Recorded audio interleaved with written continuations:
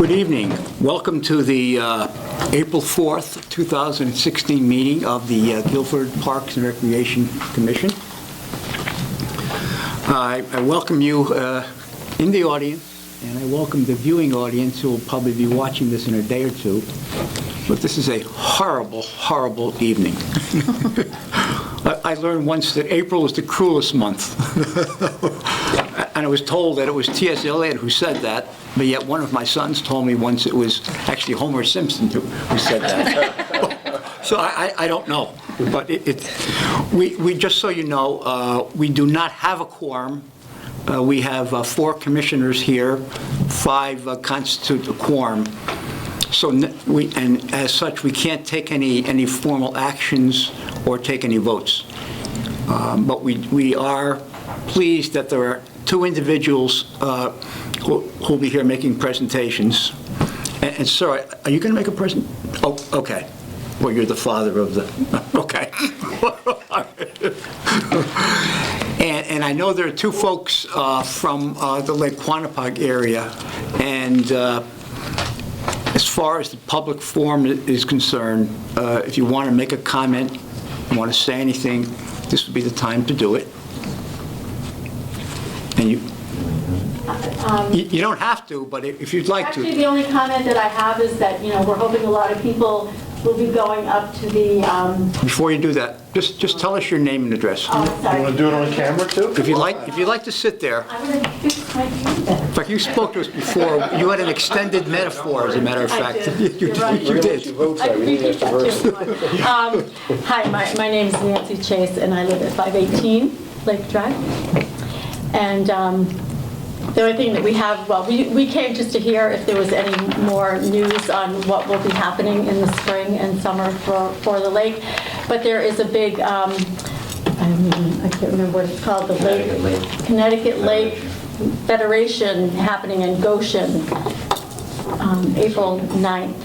And we're hoping to have a lot of Guilford folks going to that to learn more things on what we can then come back with to help Lake Quanapug. In the northwest Yep.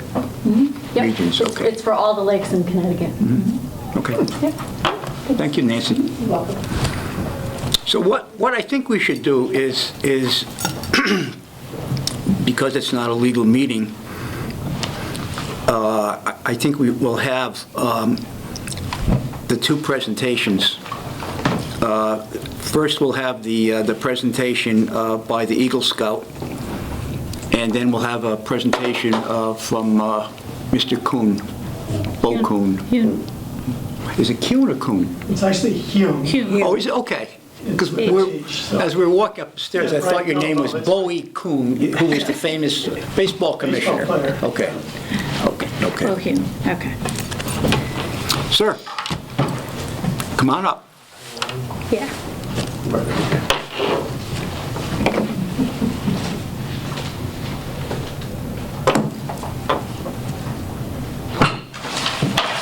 Okay, so I have some pictures, just I'm gonna pass around. Tell us your name. I'm Andrew Chapman from Troop 474. Thank you. I'm just gonna pass some pictures around of previous kiosks that have been made. One of them is one of the people from our troop who made one for his Eagle project, and one of them was made for the South Windsor Dog Park. So that's what I'm gonna be basing my thing off of.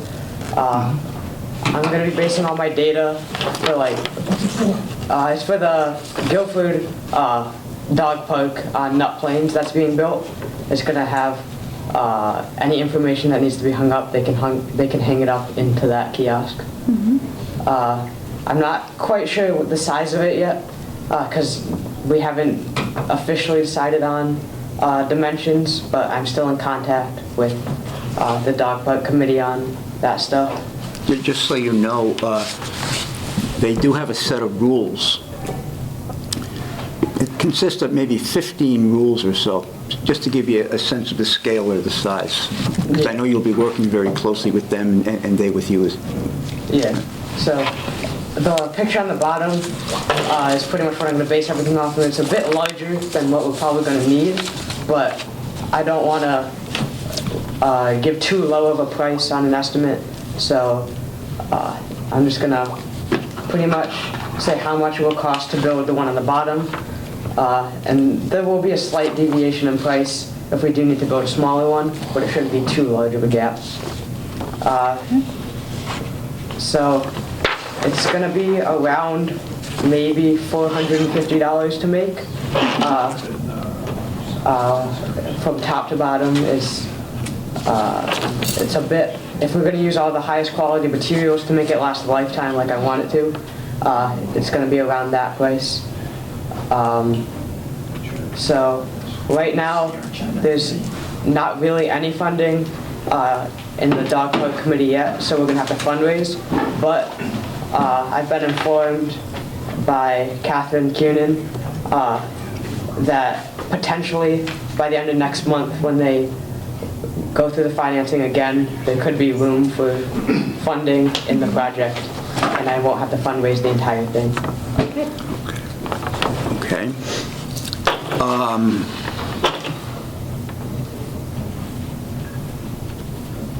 I'm assuming you've been down to the Nuplands Park? Yeah. There isn't much right now, but they're going to be working on it Yeah. again and again and again. They've done all of the groundwork and the trees and the stumps and everything, so they're going to start.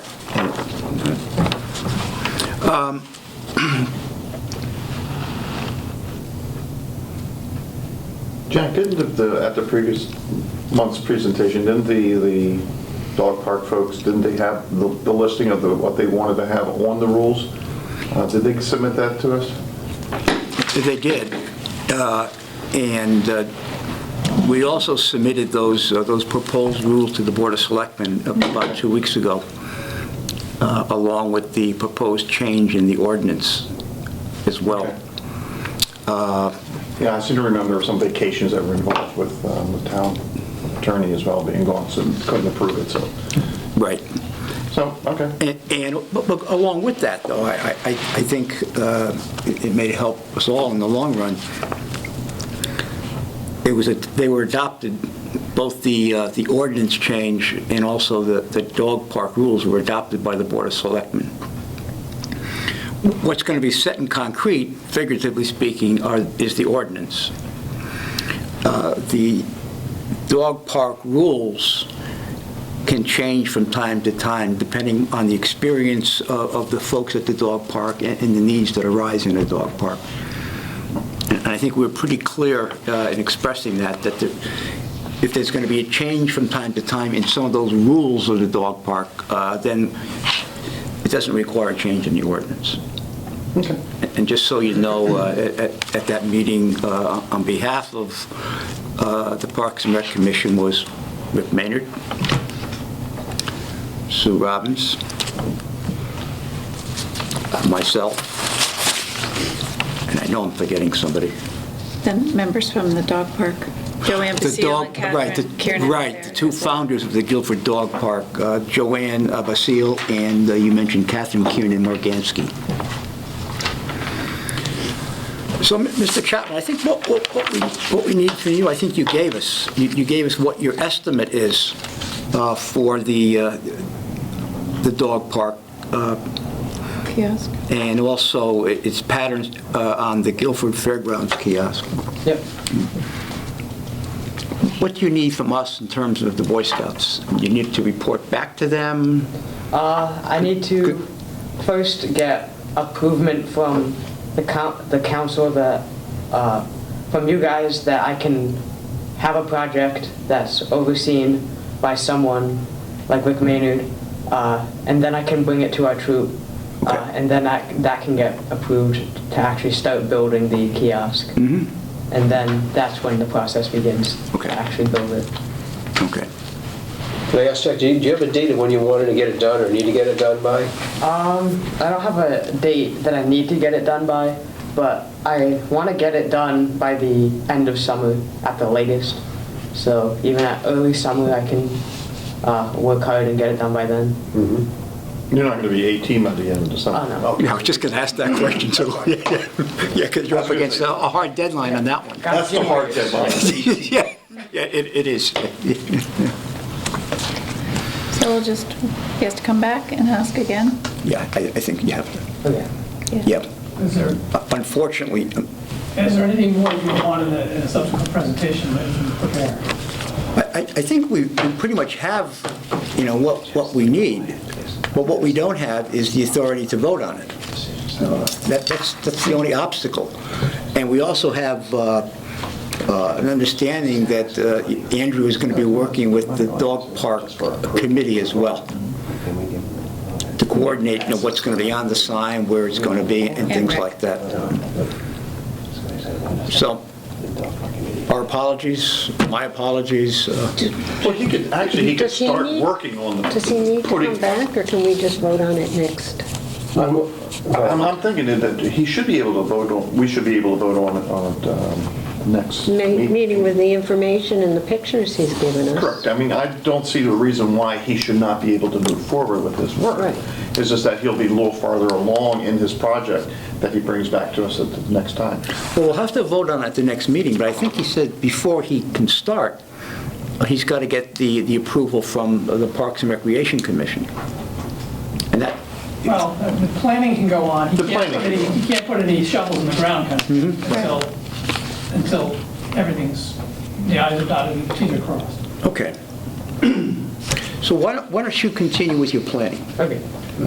I just have another quick, have you already presented this to the Eagle Committee for your project? Not yet, because Not yet, no. I need the improvement from you guys first. Okay, yeah, there is an argument involved with that too. I would recommend that you continue on with your planning progress, and then for the May meeting, we should have the necessary people here to give you the official endorsement to move forward with the actual progress of your report.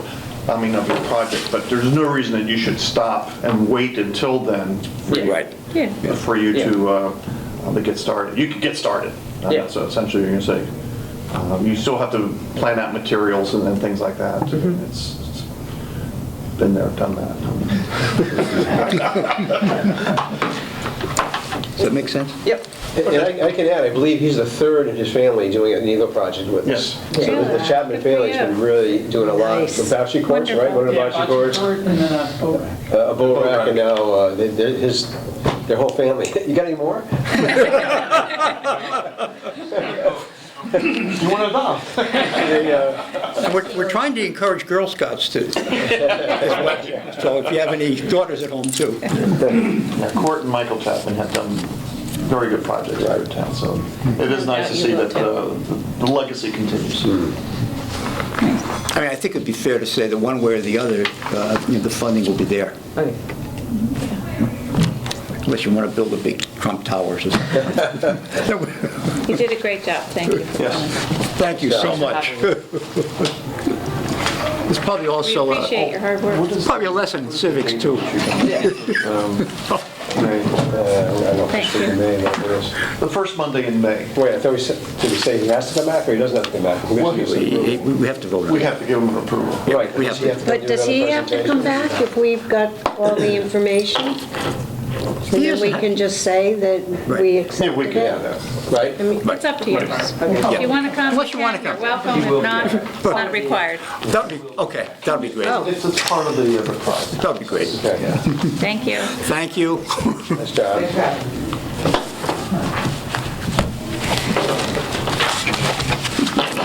It's gonna be frustrating though.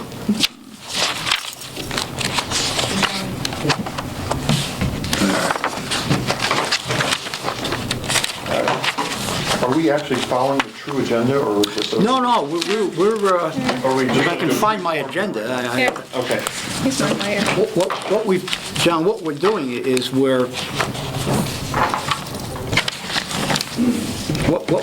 thank you. What we'll be doing is, we're going to ask Mr. Kuhn, I'm sorry, H. with an H, to make his presentation next. And before you do that, we're also going to move up on the agenda, agenda item 8, unfinished business, Lake Quantipoc weed control. So you can get a report from Rick Maynard on the events and happenings at Lake Quantipoc. Thank you. Then you can go home and watch the basketball game. It's not until 9 o'clock. But that's okay, they have to drive to, We have to go to work. All the way north. well, the roads, you know, It'll be dry by then. okay. Sir?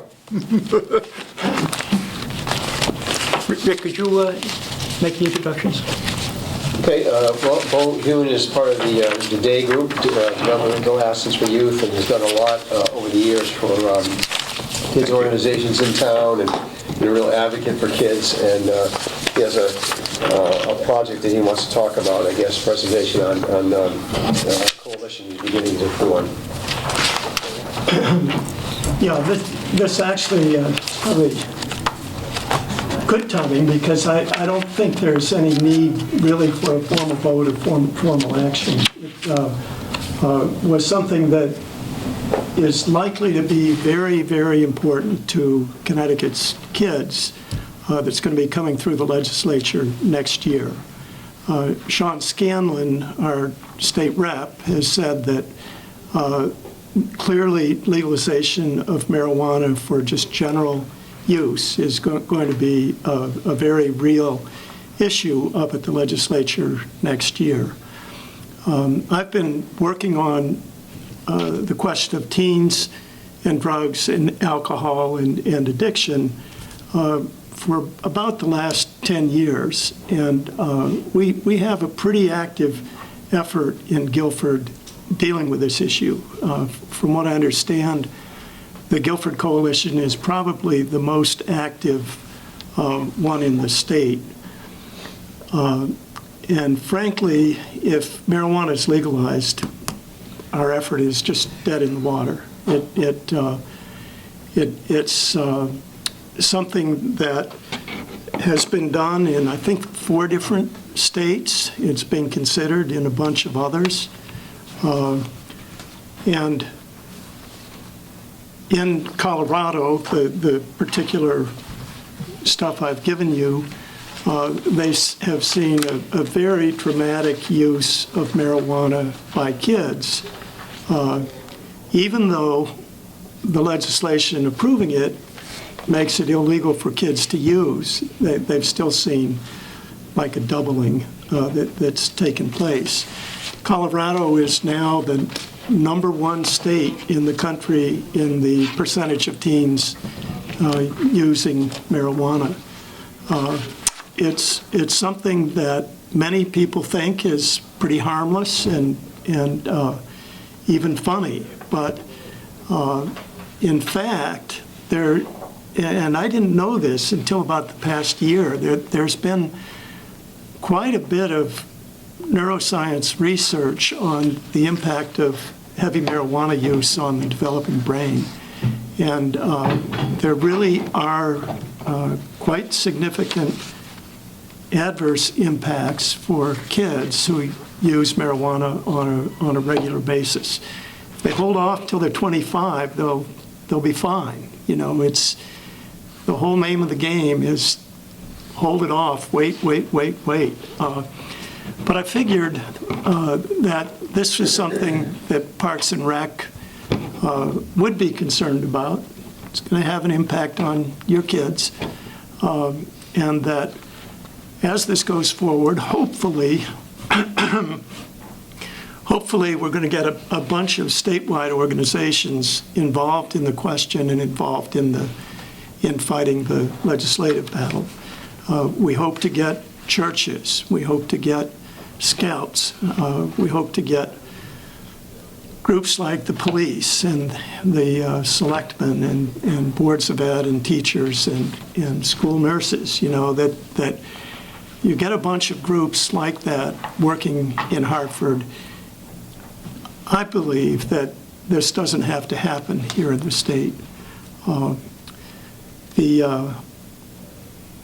Between the science on the toxicity, the impact of what's happened in Colorado with kids, the car accidents and the data on that come from the DWI marijuana, I think there's plenty of information that would keep legislators from going down this path.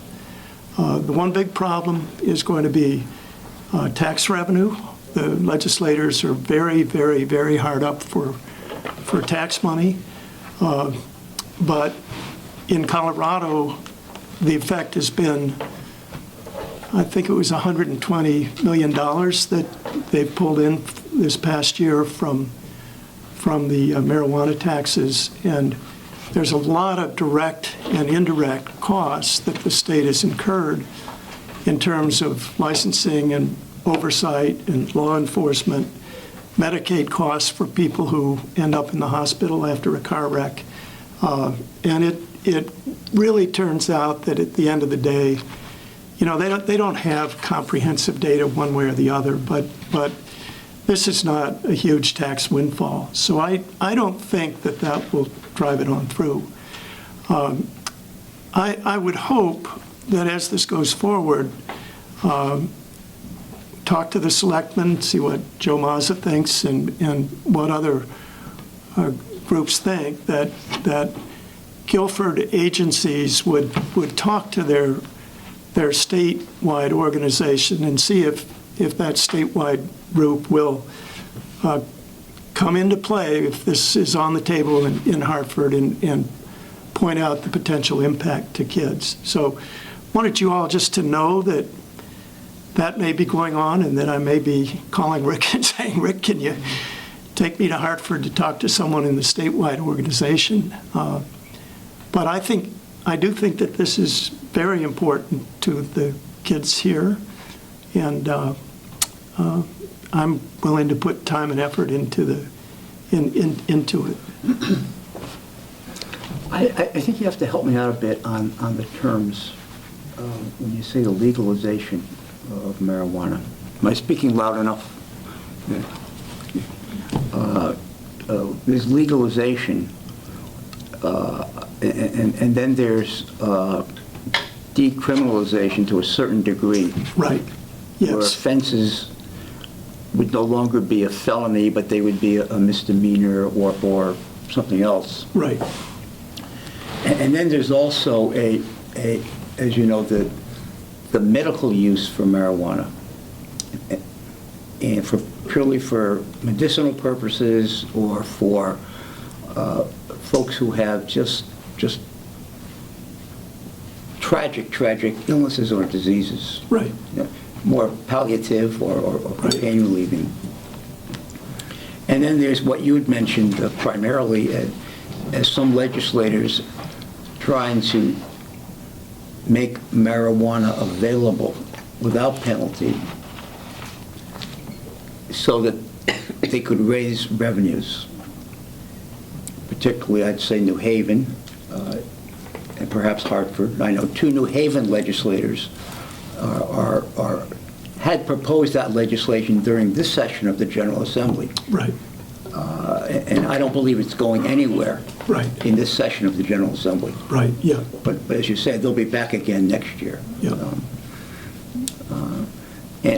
But there is a bill that's presently before the General Assembly, which would allow for someone under the age of 18 with a very serious debilitating illness, under certain circumstances, to use marijuana for those palliative purposes. Right. So Yeah. I think that was passed by the committee that you'd mentioned, Sean Scanlon's Yeah. committee, and then it may be going to the Senate, but that's different. I mean, Yeah, that's different. Yeah, okay. Yeah. No, I appreciate your question. I'm not worried about that. I mean, there are pros and cons, obviously, on medical marijuana, and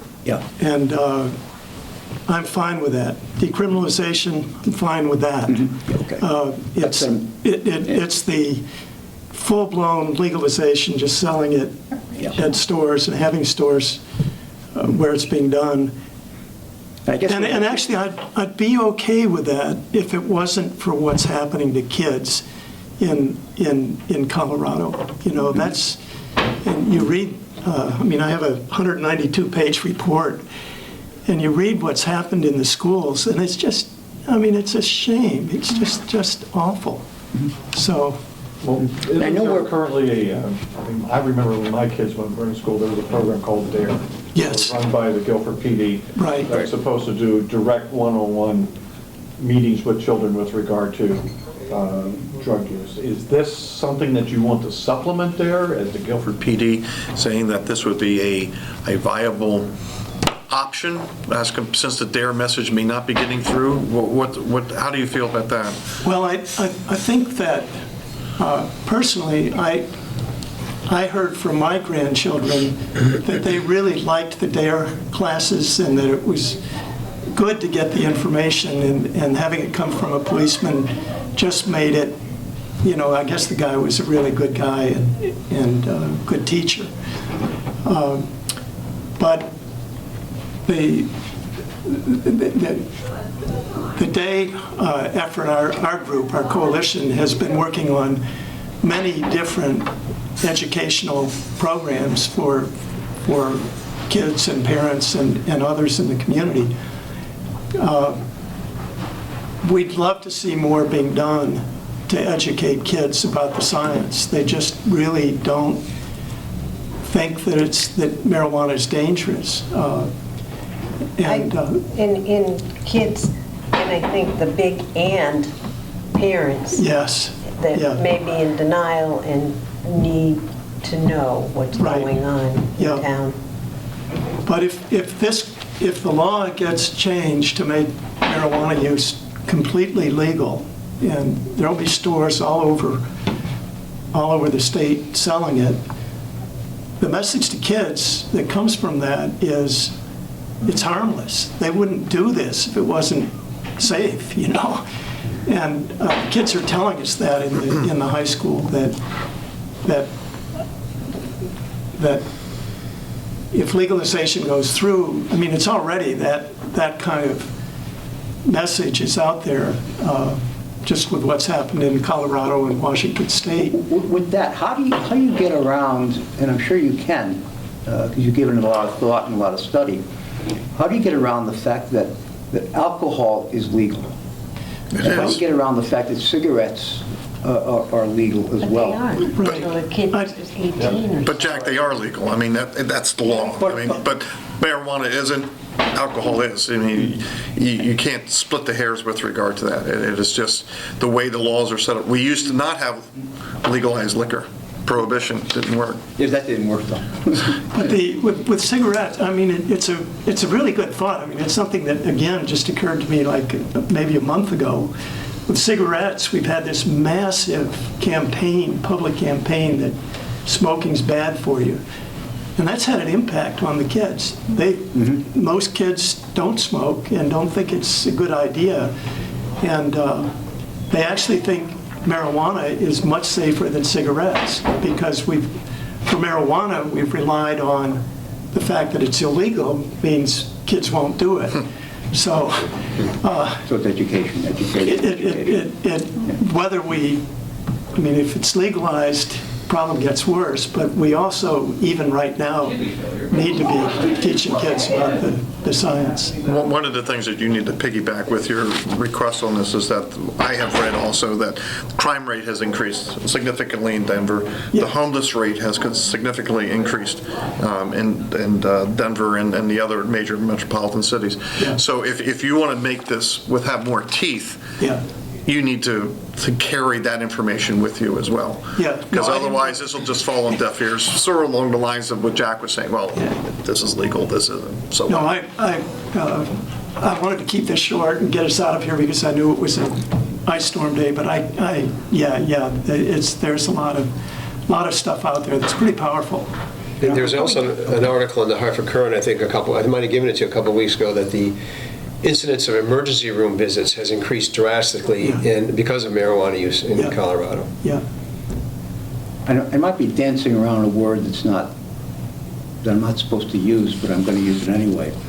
You're talking about marijuana for recreational use. And that's what it is. But local wells want to hear that. That's They'll tell okay. you. You can't deny that. That's what it's called. Yeah, and I try to change that. Or it could be called for retail use, but recreational use as opposed to medicinal use Yes. or Yeah. palliative use. Yeah. That's what it's called. Right, but I prefer to That's refer what to it it's as used for. non-medicinal, because Yeah, recreation is rebuilding, refreshing, recreating, building up a body, and doing good things. Drugs do nothing but destroy a body, and that's the stand I take on it. Well, and we don't want to be associated with recreation within the parks and recreation Yeah, right. department here. We've got enough They of come weed here, problems they they get want their- about. We don't need weed in the parks. Well, find out what the experience has been in Washington State and Oregon and whatever else, whatever other states out there, and Yeah, Colorado's the first. Colorado's. And there's they have got an impact study that's, I think, referenced on page 1 here. That's a very, very thorough report. It's like I said, 192 pages, and you can Google it and see more than you want to know. which one is that? That's the, it's an update of the publication, The Legalization of Marijuana in Colorado. Oh, I love Impact Volume 3. So Yeah. that's the real encyclopedia. Well, the other thing you can add to your ammunition as well, I can tell you from the company I work for, in spite of the fact that recreational marijuana use is legal in Colorado, our company, you take a random drug test and you test for cannabis, you're terminated. Yeah. So in spite of the fact it may be legal on one end, we still do not allow it on our end. Yeah. So, And think of truck drivers and, absolutely, DOT, hazmat, all that stuff. yeah. Even if, a prescription drug like Adderall has negative impact with regard to some DOT regulations. Okay, well, I Just one point. You've carefully considered a lot of different things. Have you considered getting a larger audience than us this evening? And even though we're on cable TV, by extension, we're on YouTube as well. Have you thought about making a presentation or on Guilford Cable Television? We've been, Or is that a we keep sensitive talking about question? it, not doing it, but yes, we need to do that. That's the person you want to see, right there. Right. And we really want our kids, our committee is half made up of youth leaders and half made up of adult leaders. And the kids are very, they have a real impact when they talk. When it comes from the kids, it somehow means a lot more than coming from the adults. And I was thinking, Shannon, that having the kids come on and do that would be a good thing. I'm sure you're also tied in with Guilford Family Youth Services, too. Oh, yeah, we're And actually, perhaps the That's part women's, of- the Yeah. women's We center. are, right. Okay. yeah. Well, And I'm wasting everybody's time by saying. just, Roy Slade over there has a son, Oh, okay. an Eagle Scout, I guess, who is one of the youth leaders of Day. So Great. that's, Thank you. Thank you very much. thank you all.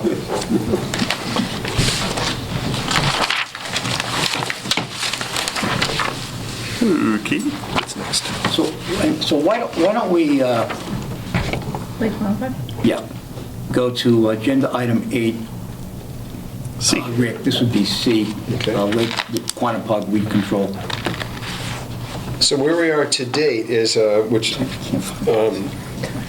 doesn't benefit the lake users as much yet as it does the beach, but we're about ready to order the benthic barriers, the tarps basically that go underwater, to smother the weeds basically. Hoping to order them by this week or next week. We can get them within a week. The fire department is, I believe, I had one conversation with them, their dive team would put them in for us. We need 20 or 21 of these barriers. They're 10 feet by 50 feet each.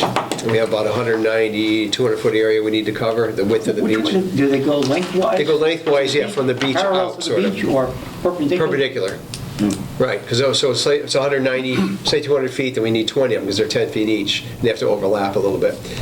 They come with rebar to hold them down.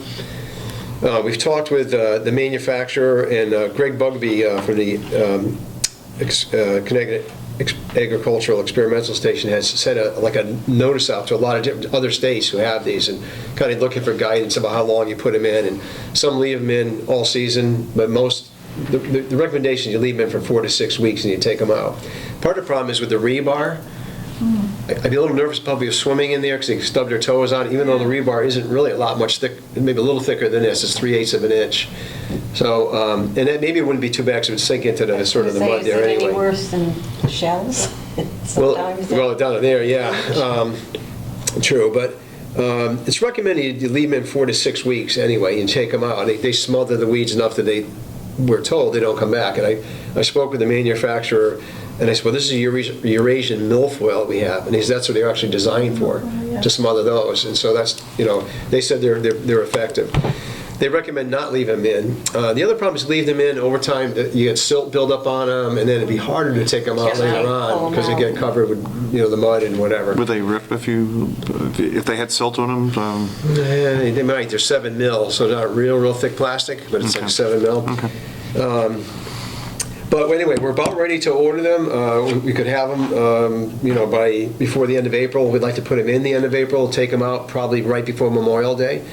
And as far as the rest of the lake, Kevin McGee is working on the bid specs for that. He's the environmental planner for going out to bid to do the chemical treatment on the other parts of the lake, which is about 10 acres near the boat launch, the north end of the lake, and about 8 acres around we call it the shoal, the sort of the middle of the lake, was that real shallow area. And those are the 2 areas that Greg Bugby has identified as being the worst invasive weeds in those areas.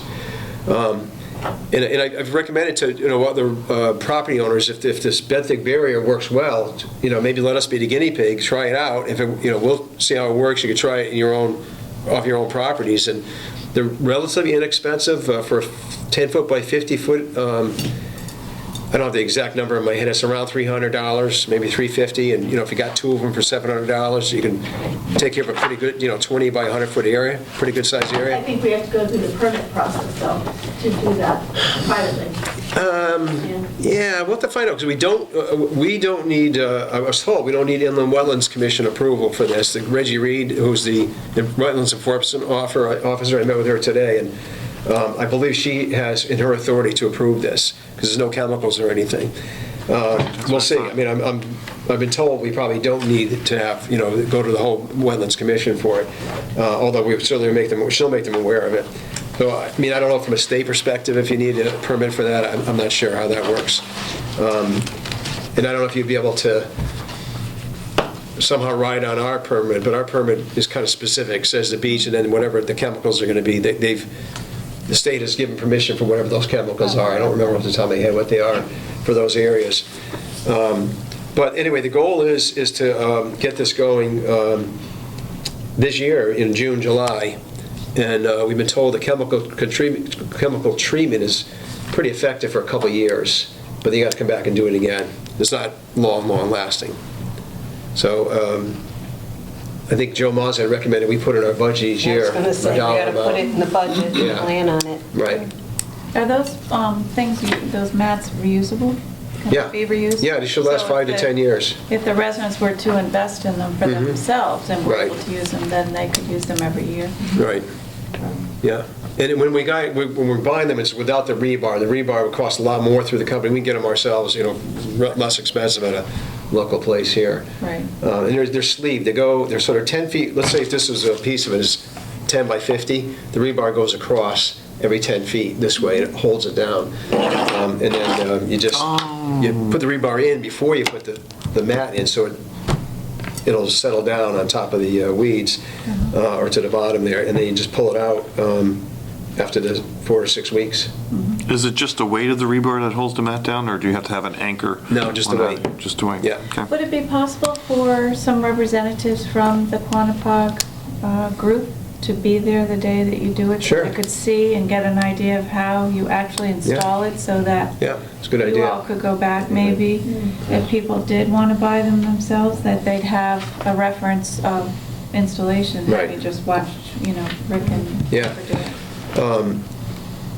Just anecdotally, Nancy and I spoke with some people at Rogers Lake over in the town that's in, At the old line. Online, yeah, I think they have them there. and they had used them quite successfully. Yeah. In fact, we spoke with 3 residents while we were kayaking around the lake, and they all spoke very highly of the success rate that they'd had. Do you know if they pull them out or do they leave them in? In Yeah. fact, one gentleman put it on one side of his property for 4 to 6 weeks, and then took it out, put it on the other Yeah. side. Oh, and then good. took Right. it out, and as you just asked, you reused it, Great, you know, yeah. when you needed to. Yeah, and that's actually, the manufacturer does suggest that you can buy half of them and put them in and then move them, but with us, you know, because we've got to get that beach Yeah, open, do it it'd be all kind of at hard once, for us yeah. to do it that way, but in a private residence, you could do that. Sure. Yeah. I think we want to assure you as a commission and as a department that we're doing everything that we can. And we appreciate it. We're trying very hard to do that. You know, and we're going to continue to do that. And just so you know that, you know, within the 216, 217 budget, one of the things that they've highlighted, meaning the first selectman, as far as budget objectives and key factors, weed control to improve the ecology of Lake Quannapock. I mean, it's a line there, but it's something that is probably going to continue to be there for the foreseeable future. As far as, you know, the wider scope of things, we can't do it. Right. We're certainly a voice for that, but we can't go beyond that, although we'd like to. Yeah. So if you folks don't, because I may forget to call you, like, you just keep in touch with me every couple of weeks, and I'll say, hey, yeah, we got it, we're going to do it on such and such a date. I don't know what that is yet, you know, because I think we're hoping the fire department is going to help us put them in, the dive team, because we have a lot of them, and they got to go, you know, fairly deep there, so that's the plan. So if you don't mind just keeping in touch with me, like, give me a call in 2 weeks, I can maybe have some idea of when it's going to happen. Great. Thank you. Question? Roy Slate, 1889 Little Meadow. What's the chemical that they're going to be using? I can't give it off the top of my head because I don't know. I don't know offhand what it is. Whatever it is approved by the state. I don't remember either. Yeah. Sonar may be one of them. I know that's one that was talked about, Sonar. There are 2 different chemicals. I believe Sonar is one. I'm not sure what the other one is. If you want to, again, give me a call tomorrow. I can talk to Kevin McGee or Greg Bugby and find out directly from them. Sweet, thank you so much.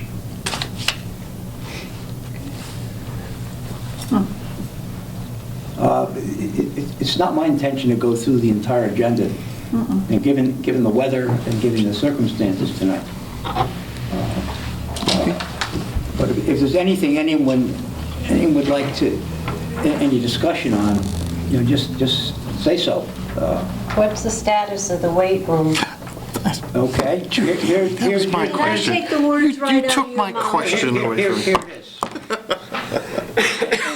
I'm going to be very succinct, not because of this meeting, but what I've been saying for several weeks now. 4 words. It's, good night. Night, drive careful. It's not ready yet. That's what it is. Do we have a CO for the building yet? No. Well, that solves everything right there. It's not ready yet, despite what some folks in the community are saying. So the, And they're, right.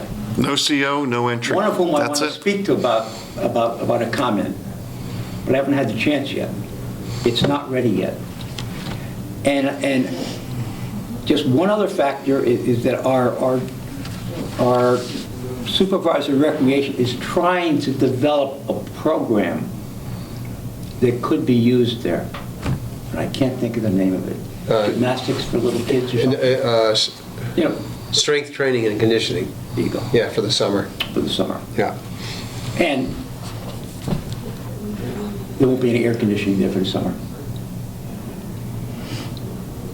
Right. is this the program for kids or adults?